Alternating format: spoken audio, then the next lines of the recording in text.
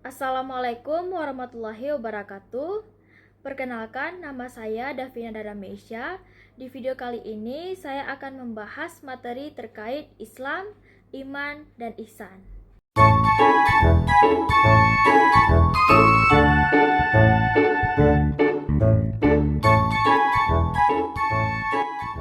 Apa itu Islam, iman, dan ihsan?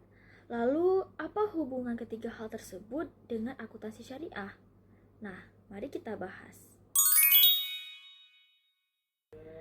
Islam artinya patuh dan tunduk kepada Allah Subhanahu wa taala dengan cara mentauhidkan, menaati, dan menjauhkan diri dari kemusyrikan dan ahli syirik.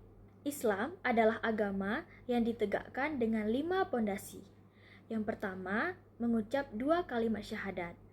Asyhadu an la ilaha illallah wa asyhadu anna Muhammadar Rasulullah, yang artinya kita yakin dalam hati kita bahwa hanya Allah satu-satunya Tuhan yang berhak disembah dan Nabi Muhammad adalah utusan terakhir Allah.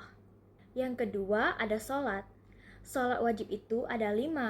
Ada sholat subuh, sholat zuhur, asar, maghrib, dan isya. Lalu bisa kita sertakan juga dengan sholat sunnah. Sholat adalah media komunikasi kita dengan Allah. Saat sholat, setiap umat Islam itu meminta doa. Nah, ini adalah bentuk kita patuh terhadap Sang Pencipta. Yang ketiga, puasa. Puasa adalah menahan lapar dan haus dari azan subuh sampai azan maghrib. Untuk puasa Ramadan itu hukumnya wajib. Kita juga bisa melakukan puasa sunnah agar menambah pahala. Yang keempat, ada zakat. Zakat adalah memberikan sebagian harta kita kepada orang yang membutuhkan, misalnya seperti fakir miskin. Yang kelima, haji. Haji adalah ibadah yang dilakukan setiap tahun sekali oleh umat Islam yang mampu untuk menjalaninya. Iman adalah yakin atau percaya. Terdapat 6 rukun iman. Yang pertama, iman kepada Allah Subhanahu wa taala. Umat muslim harus percaya bahwa tiada Tuhan selain Allah. Yang kedua, iman kepada malaikat-malaikat Allah. Kita harus percaya bahwa Allah telah menciptakan malaikat dengan keadaan mereka itu bukan laki-laki atau perempuan. Malaikat juga tidak makan, tidak minum, tidak tidur, tidak menikah, dan tidak punya nafsu. Yang ketiga, iman kepada kitab-kitab Allah. Kita harus percaya bahwa Allah telah menurunkan wahyu dan kitab sucinya melalui malaikat Jibril dan diberikan kepada Rasul agar dapat disampaikan kepada umatnya. Isi kitab suci itu adalah pedoman hidup untuk kita. Yang keempat, iman kepada Nabi dan Rasul. Sebagai umat muslim, kita harus percaya bahwa Nabi dan Rasul itu adalah utusan Allah untuk menyampaikan wahyunya. Singkatnya, perbedaan Nabi dan Rasul itu adalah kalau Nabi itu belum tentu Rasul, tapi kalau Rasul itu sudah pasti Nabi. Yang kelima, iman kepada hari kiamat.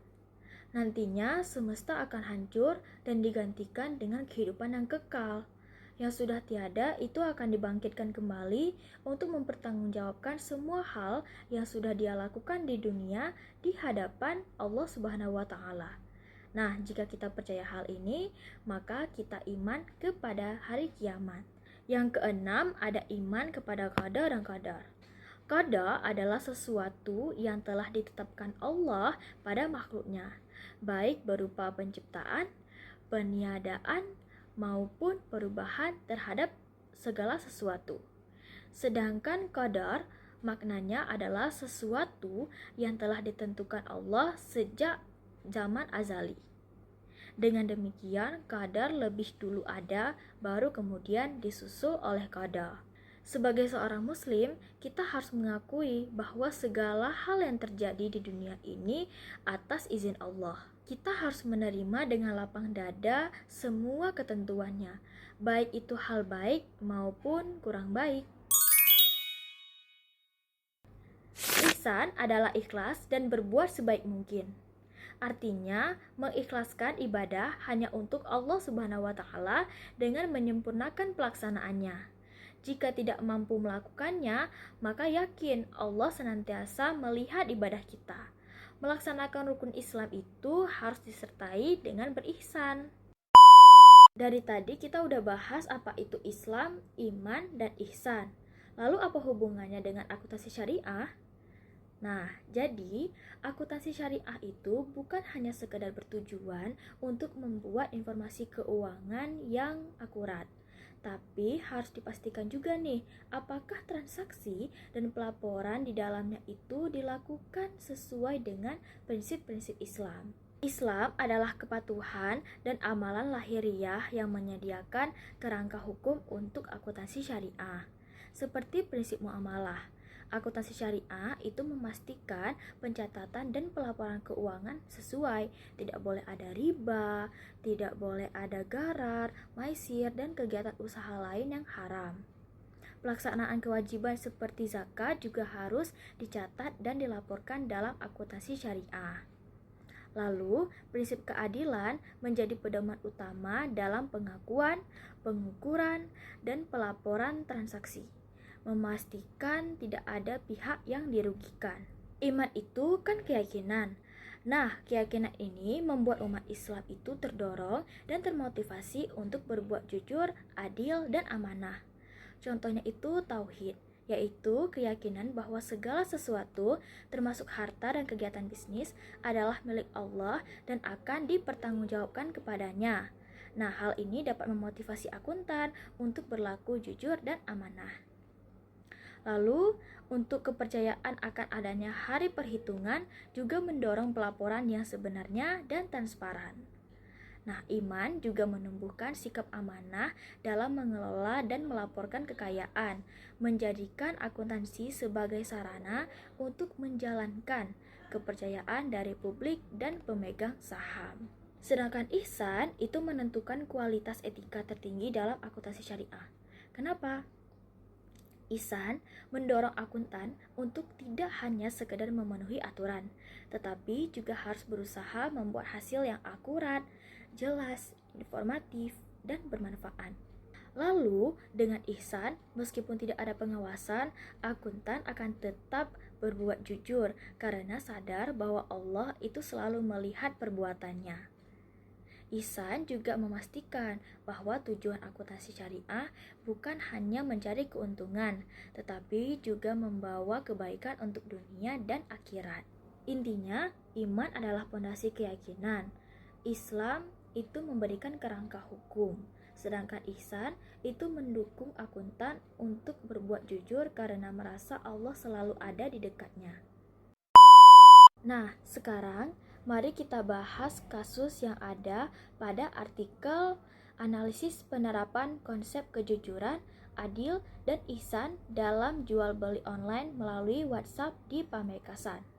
Dalam artikel ini terdapat beberapa kasus yang berkaitan dengan konsep dan prinsip akuntansi syariah, khususnya terkait dengan keadilan, kejujuran, dan etika bisnis Islam dalam praktik transaksi online melalui WhatsApp.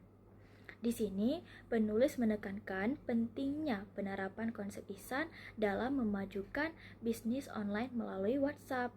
Ada beberapa kasus yang dituliskan pada artikel ini. Itu yang pertama, ada uang muka dipakai untuk menjaga komitmen dan mengurangi risiko pembatalan sepihak.